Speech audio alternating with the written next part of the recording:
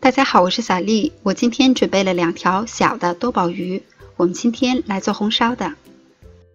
准备干红椒、葱段、姜丝和葱花。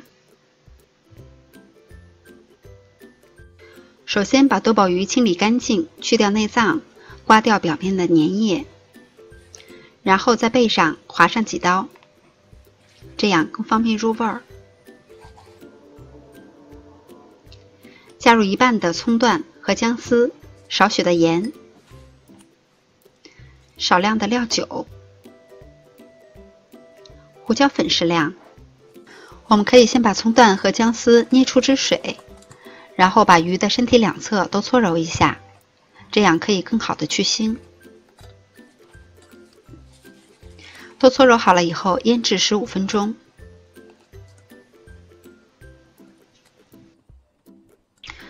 接下来我们把鱼煎一下，平底锅中放入适量的植物油，油热以后下入多宝鱼。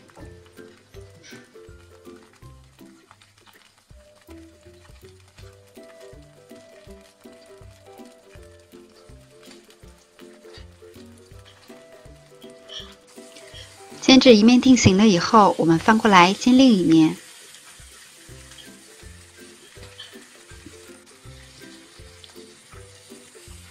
煎到两边都微微定型了，然后我们把它盛出来，放到一旁备用。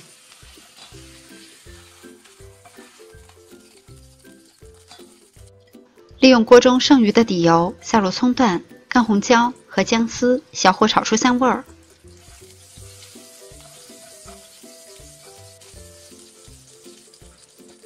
调料炒香了以后，在锅中加入1勺蚝油。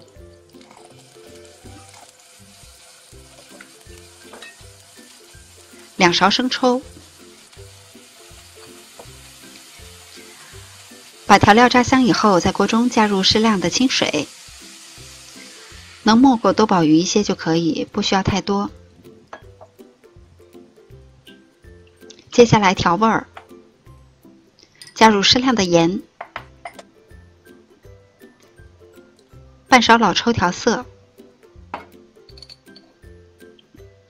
半勺白糖。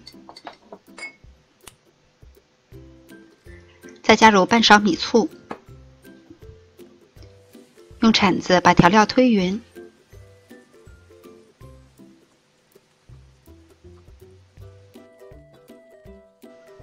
调料融化了以后，把多宝鱼放入锅中，用铲子整理一下，然后加盖儿，保持大火烧5到8分钟。时间差不多了以后开盖，在大火收一下汤汁，等汤汁变得很浓稠，就可以关火装盘了。装盘以后，上面撒上一些葱花或者香菜作为点缀，就可以上桌开动了。这样做的多宝鱼方法简单，鱼肉鲜嫩不腥，好吃又下饭。喜欢的朋友也试一下吧。我是小丽，明天见。